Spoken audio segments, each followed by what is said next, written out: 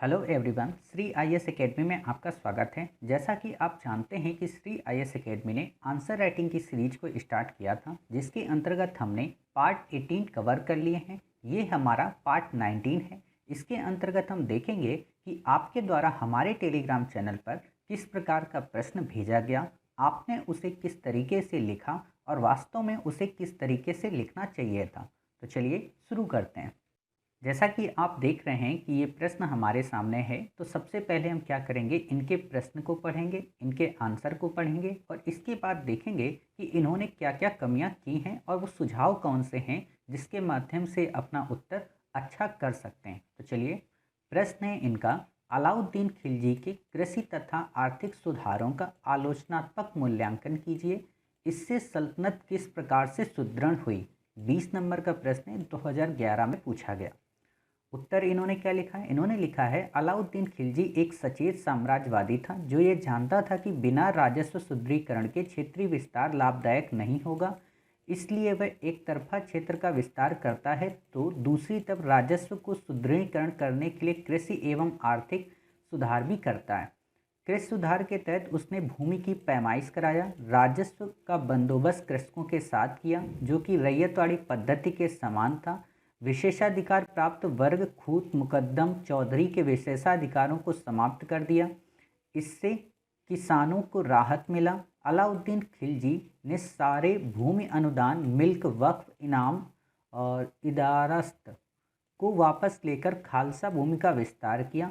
आर्थिक सुधारों के तहत उसने बाजार नियंत्रण प्रणाली जैसी व्यवस्था का प्रतिपादन किया।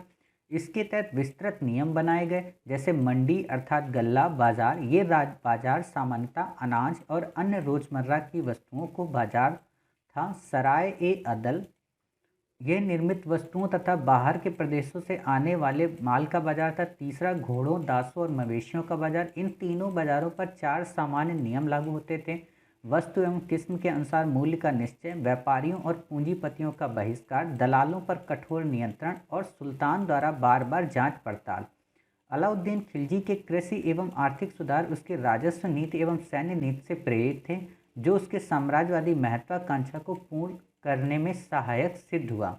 इन उपायों से उसे राजकोष में वृद्धि हुआ, जिसके बल पर उसने एक विशाल सैन्य तंत्र स्थापित किया जो उसे राजा को जीतने में मदद प्रदान किया। उपयुक्त सुधारों से सल्तनत को कभी लाभ प्राप्त हुआ जिससे उसकी सुदृढ़ता बढ़ी, तो इस सुधार कार्य से कुछ हानियां किसानों, व्यापारियों का मनोबल गिरा भी उठानी पड़ी। आपने जो उत्तर लिखा है, वास्तव में आपने इसे एक पक्षी लिख दिया, या हम कहें कि अगर इस उत्तर को अगर हम पार्ट बाई पार्ट करें तो आपने क्या किया है कि काफ़ी सारी बातें कौन सी लिखी हैं। आपने अलाउद्दीन की साम्राज्यवादी नीति के बारे में लिख दिया और दूसरे पार्ट में आप ज़्यादातर लिखने की कोशिश किए हो बाजार नियंत्रण व्यवस्था। आपका जो तीसरा पक्ष है, जो आपको सबसे अच्छे से डिस्क्राइब करना था, वो प्रश्न में बिल्कुल कम है। आपने अंतिम में बताया तो है कि कैसे साम्राज्य की सुदृढ़ता हुई और कैसे हानि हुई, लेकिन बेसिकली आपसे क्वेश्चन इसी चीज़ पे उसने पूछा है कि अलाउद्दीन खिलजी ने जो आर्थिक सुधार किए वो कितने अच्छे थे, या उन्होंने किस प्रकार सल्तनत को सुदृढ़ता प्रदान की, और उसका आप आलोचनात्मक मूल्यांकन करें। क्लियर। तो अब हम क्या करेंगे, सबसे पहले इस प्रश्न को इनकोड करेंगे। देखिए, अगर आप प्रश्न को इनकोड करना समझ गए तो आप उत्तर आसानी से लिख लेंगे। जैसा कि आपको ये पता है कि ये जो प्रश्न है, अलाउद्दीन खिलजी के कृषि तथा आर्थिक सुधारों का आलोचनात्मक मूल्यांकन कीजिए। क्लियर। आप अभी इतना पढ़िए और फिर देखिए इसने सल्तनत किस प्रकार सुदृढ़ हुई। समझ गए, यानी कि ये जो सल्तनत की सुदृढ़ता का जो विचार है वो अलाउद्दीन के आर्थिक सुधारों से जुड़ा हुआ है, और जो आर्थिक सुधार है उसके अंतर्गत कृषि सुधार इंक्लूड है। अर्थात अगर आपसे मैं ये कहूँ कि आप एक सर्कल बनाएं और उसमें जो सबसे ज़्यादा चीज़ है वो क्या है, आर्थिक सुधार, और उसके अंदर क्या चीज़ है, कृषि को लेकर रिफॉर्म, और उसके अंदर उसने कैसे राज्य को सुदृढ़ किया, इस बात के बारे में आपसे पूछ रहा है। क्लियर। यानी कि आपसे बेसिकली ये क्वेश्चन किस चीज़ पे पूछा गया है, आपसे क्वेश्चन पूछा गया है कि अलाउद्दीन खिलजी ने वो कौन से आर्थिक सुधार किए जिससे वहाँ की सल्तनत काफ़ी सुदृढ़ हुई और जब आप ये बता रहे हों तो आप ये भी बताएं कि सुदृढ़ता के साथ साथ वो बाद के समय में किस प्रकार पतन का कारण बनी, या उस सुदृढ़ता को लेकर काफ़ी सारे लोग जो इस उस स्थिति से अवगत थे उन्हें हानि का भी लाभ उठाना पड़ा। क्लियर? ये है आपसे प्रश्न। अब जब आप इस प्रश्न को लिखेंगे तो आपके मन में पहले ये आना चाहिए कि जो आर्थिक सुधार जब हम अलाउद्दीन खिलजी के पढ़ते हैं तो आर्थिक सुधार के अंतर्गत बेसिकली हमें क्या पढ़ना होता है। कई बार क्या होता है, स्टूडेंट्स इस चीज़ को लेकर कंफ्यूज रहते हैं कि अलाउद्दीन ने जो आर्थिक सुधार किए वो केवल बाजार नियंत्रण व्यवस्था तक सीमित थे या फिर कृषि से रिलेटेड सीमित थे, लेकिन उसके जो आर्थिक सुधार थे उन आर्थिक सुधारों में ही राजनीतिक प्रतिष्ठा या राजत्व का सिद्धांत निहित था। कैसे? आप जब भी देखिए आर्थिक सुधारों के बारे में पढ़ते हो या आप जब किसी भी राज्य के बारे में पढ़ते हो तो राज्य के अंतर्गत जब हम राजनीति देखते हैं तो वो बेसिकली 5 पिलर पर बेस होती है। 5 पिलर कौन से? पहला पिलर है राज्य, दूसरा है राजा, तीसरी है राजस्व, चौथा है राजत्व और पांचवा है राज्य अधिकारी। अगर आपके पास राजस्व ज़्यादा होगा तो आप राज्य अधिकारी रख सकते हो, और आप राज्य अधिकारी जब रखोगे ज़्यादा तो आपका राजत्व मजबूत होगा, और अगर आपका राजत्व मजबूत है तो राजा की स्थिति अपने आप मजबूत होगी, और जब राजा की स्थिति मजबूत होगी तो राज्य तो अपने आप विस्तार करेगा ही करेगा।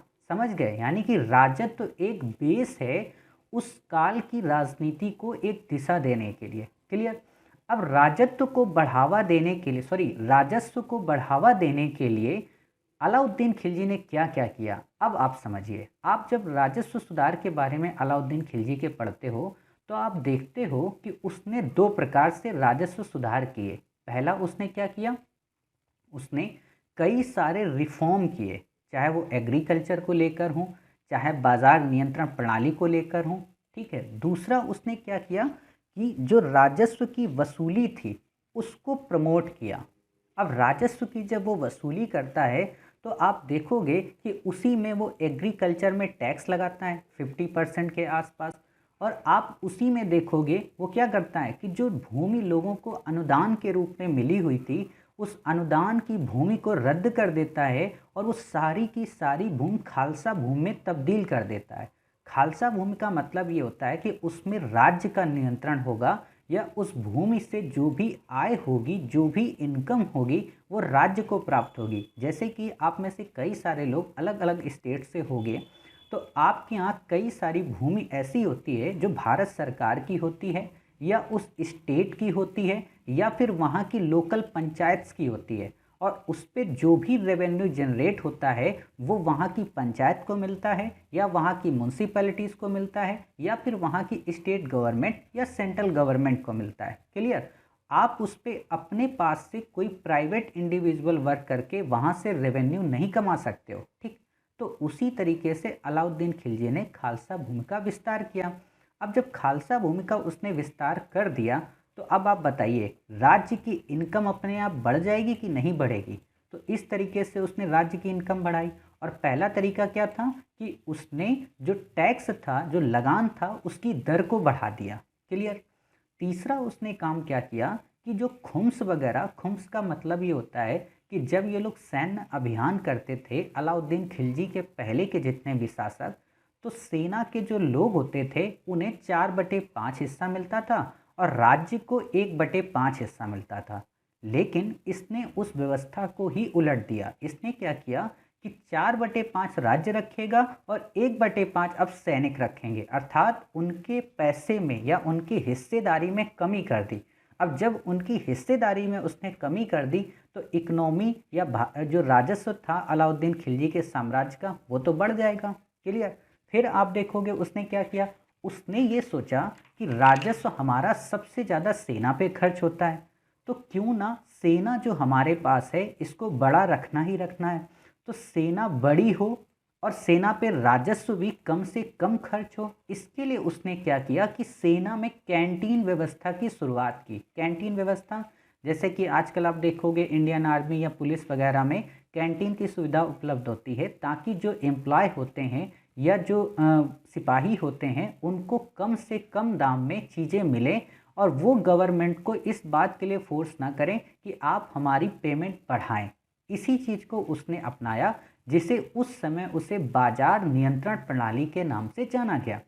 अब जब उसने बाजार नियंत्रण प्रणाली अपनाई तो उसमें उसने क्या किया, उसने राजधानी के आसपास का जितना भी एरिया था वहाँ पे चीज़ों को काफ़ी सस्ता कर दिया। ठीक, साथ ही वहाँ पे जो अन्न था, तो क्या किया कि लगान के रूप में उसने नगद पैसे नहीं लिए। वहाँ पे उसने किसानों से कहा कि राजधानी के क्षेत्र में जो भी हम आपसे लगान लेंगे वो आप जिन्स के रूप में दोगे। जिन्स का मतलब कि आपने जो भी फसल उपजाई है उस फसल का आप आधा हिस्सा राज्य की कोष में आकर जमा कर दोगे। क्लियर।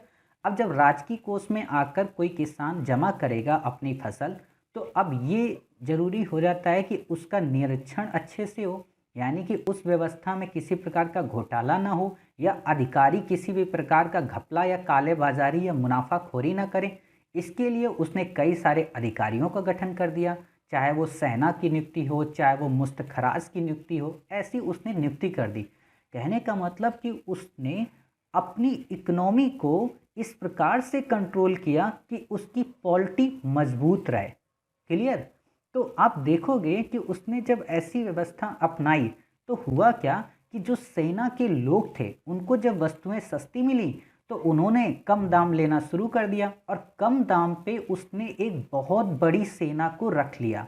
अब जब उसने बहुत बड़ी सेना रख ली तो इससे क्या फ़ायदा हुआ, इससे फ़ायदा ये हुआ कि वो जितने भी साम्राज्यवादी अभियान करता था, चाहे वो दक्षिण में देवगिरी का अभियान हो, चाहे वारंगल का अभियान हो, चाहे मंगोलों के आक्रमण से रक्षा करनी हो, ये जितने भी अभियान थे इनमें वो सफल हुआ, अर्थात उसकी सल्तनत मजबूत हुई। क्लियर। आप ऐसे लिखोगे। अब आपका ये आंसर यहाँ तक कंप्लीट हो गया। ये हमने अभी इस प्रश्न का सिर्फ एक पक्ष लिखा है। क्लियर। और ये जब आप एक पक्ष लिखोगे तो आपका लगभग 125 वर्ड में ये सारी चीज़ें आ जाएंगी। ये जब कहानियाँ आप नहीं गढ़ोगे, आप शुरू में बताओगे कि किस तरीके से उसके आर्थिक सुधार ने ऐसे सुदृढ़ता प्रदान की, और जब आप 125 वर्ड कंप्लीट कर लोगे या आप 200 या 150 वर्ड आप लिख चुके होगे, तब आपके पास 100 वर्ड बचेंगे, और लास्ट के उन 100 वर्ड में अब आप आलोचना करोगे। आलोचना क्या, कि ये बात तो सत्य है कि उसकी जो बाजार नियंत्रण व्यवस्था थी या उसकी जो लगान वसूली की जो दर थी वो उस समय ज़रूरत थी कि साम्राज्य को एक नेतृत्व प्रदान करने के लिए या साम्राज्य को एक विस्तार देने के लिए, लेकिन उसका इम्पैक्ट आम जनजीवन पर क्या पड़ा या उसका इम्पैक्ट उस समय की इकोनॉमी पे क्या पड़ा और उसका इम्पैक्ट बाद की राजनीति पे क्या पड़ा, ये काफ़ी इम्पोर्टेंट समझने की बात है। आप देखोगे कि जब उसने इस व्यवस्था को अपनाया तो क्या किसान खुश होंगे? बिल्कुल भी नहीं खुश होंगे कि आप उन पे 50% रेवेन्यू उस समय का। और एक और अच्छी बात मैं बताऊं, एक अच्छी बात इसको कहेंगे या बुरी बात कहेंगे, ये तो उस समय के शासन के हिसाब से, अलाउद्दीन खिलजी ने टैक्स के मामले में हर प्रकार का टैक्स वसूल किया।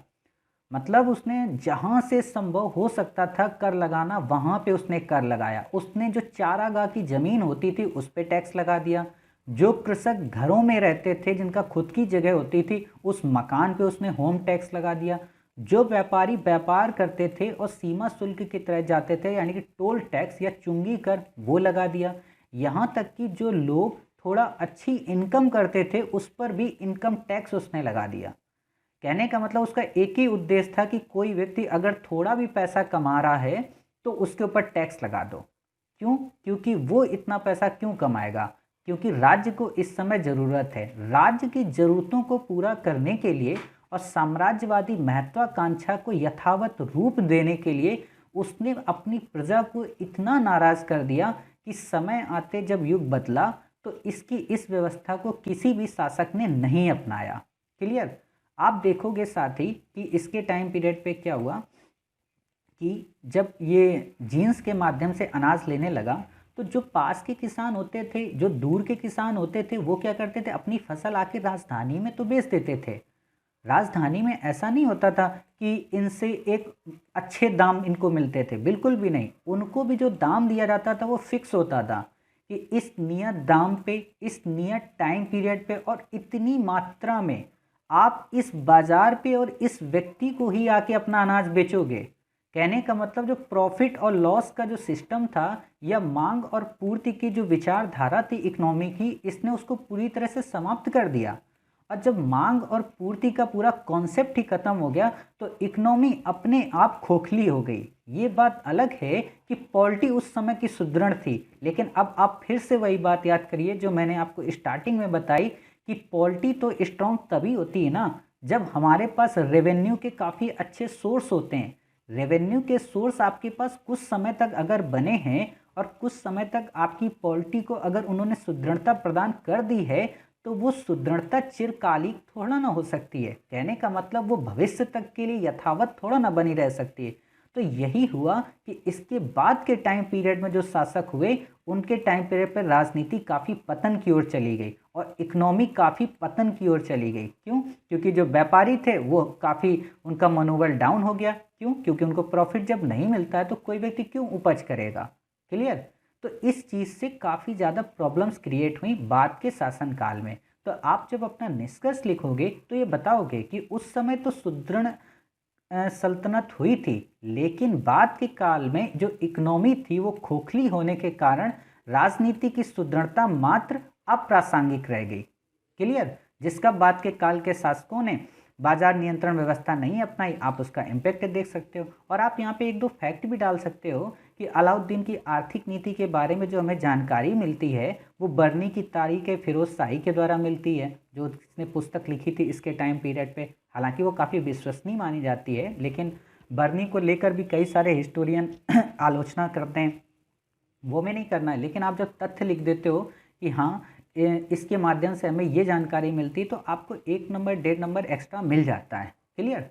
तो आप अपनी ये बाजार नियंत्रण व्यवस्था जो इतनी ज़्यादा आपने डेप्थ में लिख दी है यहाँ पे, इसको कम करिए कि कौन कौन से बाजार थे। आपसे प्रश्न ये नहीं पूछा है, आपसे जो प्रश्न पूछा है वो ये कि आप शुरू में ये बताएं कि उसने कौन कौन से आर्थिक सुधार किए। और आर्थिक सुधार में भी आपको मैंने अभी बताया कि उसके आर्थिक सुधारों को जब हम पढ़ते हैं तो उन्हें हमें 2 भागों में पढ़ना चाहिए। क्लियर? और जब हम 2 भागों की बात करते हैं जैसे आर्थिक सुधार, इसको हम 2 भागों में देखेंगे और 2 भागों में जब देखेंगे तो राजस्व सुधार उसने कौन से किए और उसकी बाजार नियंत्रण प्रणाली क्या थी। और जब राजस्व सुधार में हम देखेंगे तो देखेंगे एग्रीकल्चर पर उसने कैसे टैक्स लगाया। साथ ही आप देखोगे एग्रीकल्चर में उसने भूमि की पैमाइश भी शुरू कर दी। और बर्नी कहता है कि उसने बिस्वा नाम की एक प्रणाली अपनाई, बिस्वा जिसको 20 कहते हैं। आप हमारे यहाँ देखते होगे कहीं पे बिस्वा वर्ड आता है, कहीं पे लट्ठा आता है, अलग अलग जगह के अलग अलग वर्ड हैं भूमि की पैमाइश के। और वो पहला ऐसा मुस्लिम शासक था इंडिया में जिसने भूमि के माध्यम से ज़्यादा टैक्स को वसूली की। यानी कि भूमि की माप करा के 1 इंच भी वो भूमि को वेस्ट नहीं किया ताकि ज़्यादा से ज़्यादा वो रेवेन्यू को अपने राज्य में हासिल कर सके। क्लियर? तो आप ये चीज़ का भी उल्लेख कर सकते हो। और जब आप ये बता रहे होगे तो इसी के साथ में आप बाजार नियंत्रण व्यवस्था को भी लिंक कर दोगे। और जब इन दोनों को लिंक कर दोगे तो लास्ट में आप इसका इम्पैक्ट बता दो कि इसका ये इम्पैक्ट पड़ा और इस इम्पैक्ट ने किस प्रकार बाद में सल्तनत को कमज़ोर किया, आप उसके बारे में बता दो। क्लियर? उम्मीद है आपको ये आंसर काफ़ी अच्छे से समझ में आया होगा। मिलते हैं अपने नेक्स्ट पार्ट में, तब तक अपना ख्याल रखिए और स्वस्थ रहिए।